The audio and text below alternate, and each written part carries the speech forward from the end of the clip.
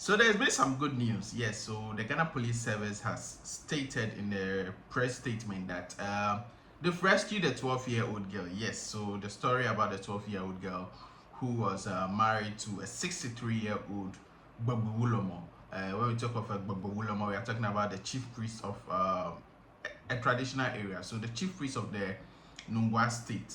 Yes, so the Ghana Police Service, in their statement that they posted on Facebook, have said that they've rescued the girl together with her mom, and they are now under their protection. So what this means is that, I don't know, maybe they are in some safe house, but they are under the police protection, so nobody can harm them or nobody can force them to do anything.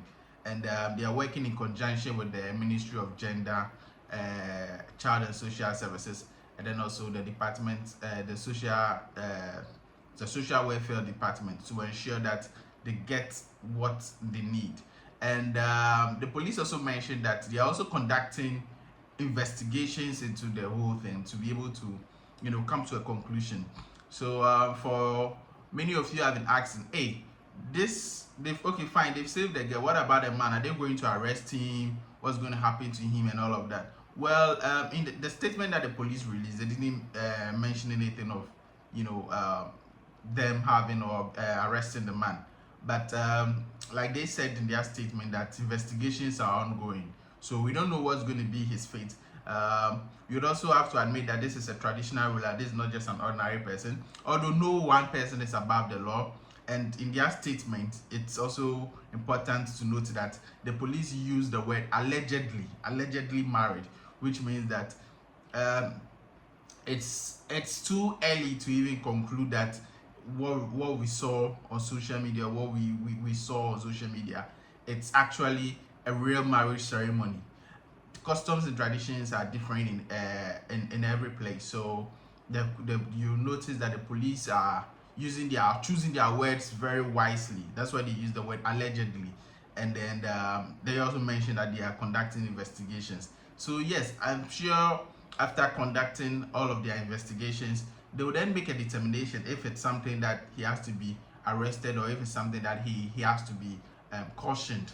But it's something that I think in the coming days all of us will get to know. And then but the good news is that the girl is in safe hands. She's under the custody of the Ghana police, and she'll be taken care of. Nobody will be able to cause her any harm or threaten her or do anything against her will. Although yesterday in the video that I made, I mentioned that a lady by name Ericanati had come out to say that what happened over the weekend was not actually like a real marriage, and that the girl has always been a queen mother. She comes from a royal family, and it's something that the family have been aware of since the age of 7, and that it's just done to sort of ward other men off. And then also there's also the school of thought, or there's also the idea that she's a virgin, and then given how times are changing, it's very hard to find a virgin by the time she would turn 18 in those communities. So it's sort of like a catch them young thing. But even that, the explanation that she just gave, or she added that she will not be doing anything with the man, and that there are people who have been assigned who will be doing that kind of wife duty thing with a man, and that she should still be able to go to school and then just perform some traditional right, but wouldn't be obliged to do anything with a man because she's not of legal age. The legal age for her to be able to make such a decision would be 18. Given that even the girl is 12 years old, it means that in the next 6 years she should be 18, and the man who is 63 will be 69. So even when you look at it that way, that the man will be 69 years and the girl will be 18 before they can do anything, it still feels a bit cringy. But hey, who are we? But like we said, the Ghana police stepping in, it's a good move, and then we are hoping that they can share some new updates or fresh updates with us. So that's been it for the Babulomo and the 12-year-old story. Now moving on to one interesting other story too, which has got to do with Pastor Elvis Agyemang of Alpha Hour Ministries. Yes, when somebody does something good, I think that we need to also publicize. We need to also let people know that hey, this somebody has done something good. And in fresh photos that have been shared, it's been published that Pastor Elvis Agyemang of Alpha Hour has built three new schools in communities. I mean, if you look at the pictures that I'm showing on your screen, you can see that these communities, right, in these three communities, I'm showing for I think one or two of these communities, they've been deprived of quality education. Look at they are in mad houses. Look at how the students are sitting and all that.